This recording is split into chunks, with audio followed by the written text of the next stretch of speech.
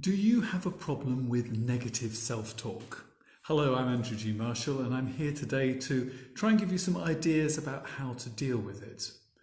Now, the first thing to do is to be gentle and kind to yourself.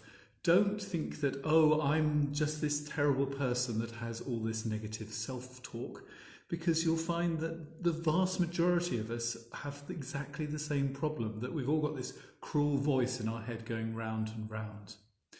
So I want you to accept this and accept the feeling that comes along with it. And it's really helpful to actually know what the feeling is and to name it. Perhaps it's a sadness, perhaps you're angry, perhaps you're scared. And actually understanding the underlying feeling actually is a long way towards actually helping yourself and doing something about it. The next thing I want you to do is sort of just take a few deep breaths.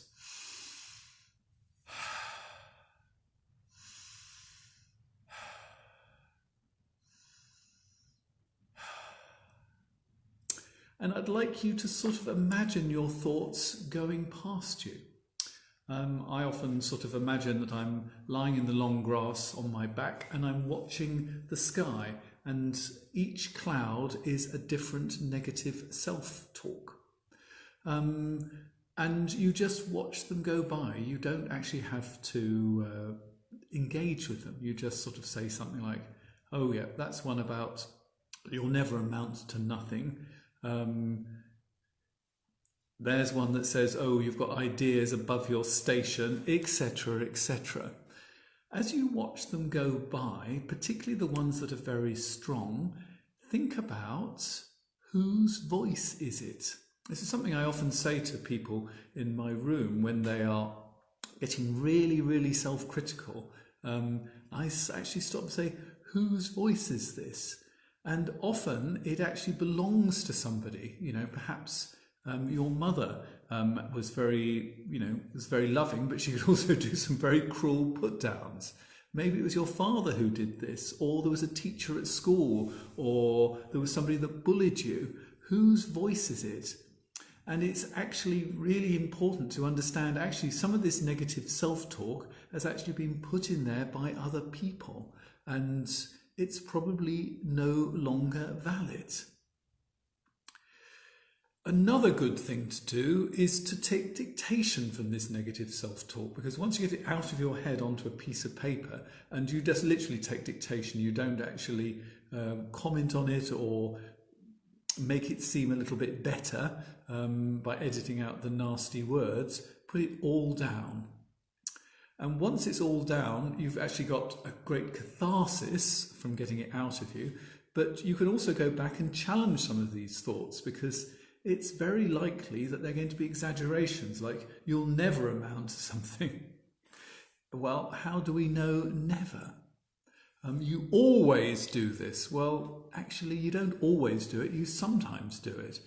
Some of them are just going to be complete and utter nonsense, and you just cross those out.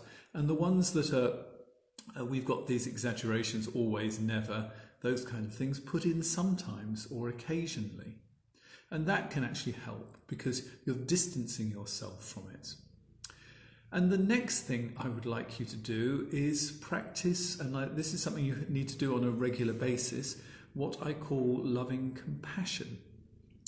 Go back to that sort of deep breaths and just sort of relax and unwind, maybe focus on your breath, sort of meditation techniques, the air going into your nostrils and out through your mouth. And so if your thoughts get too much, you go into your nostrils and out through your mouth. And I'd like you to picture a person that you'd like to send loving compassion to. Now, it might be that person whose voice you've managed to get inside your head. It might be somebody else. Make it somebody close to you, and I'd like you to think, may they have a joyful life. So picture the person saying, may they have a joyful life. And then next you picture them and you say, may they have a meaningful life. And the third loving compassion thought is, may they have ease in their life. So may they have a joyful life, may they have a meaningful life, and may they have ease in their life. And then I'd like you to go for a second person. This could be your partner. It could even just be somebody you see on a regular basis, but you don't actually really know. Perhaps somebody you see out dog walking, or the person who works in the corner shop, and you sort of think, actually, they could do with a bit of loving compassion. So let's have the second person and then the third person, so that we do this 3 times. We've got 3 loving compassion statements and send it to 3 different people. And then I'd like you to picture all of these 3 people together and yourself. So you've got all these 4 people, and then send all the loving compassion to them as well. And all the research says that if we can give loving compassion to other people, it actually makes it easier to do it for ourselves. So I hope that's been helpful. So accept the feelings. Watch whose voice it is that has been taken in, or whose thoughts have been taken in. Write down all these thoughts and challenge them.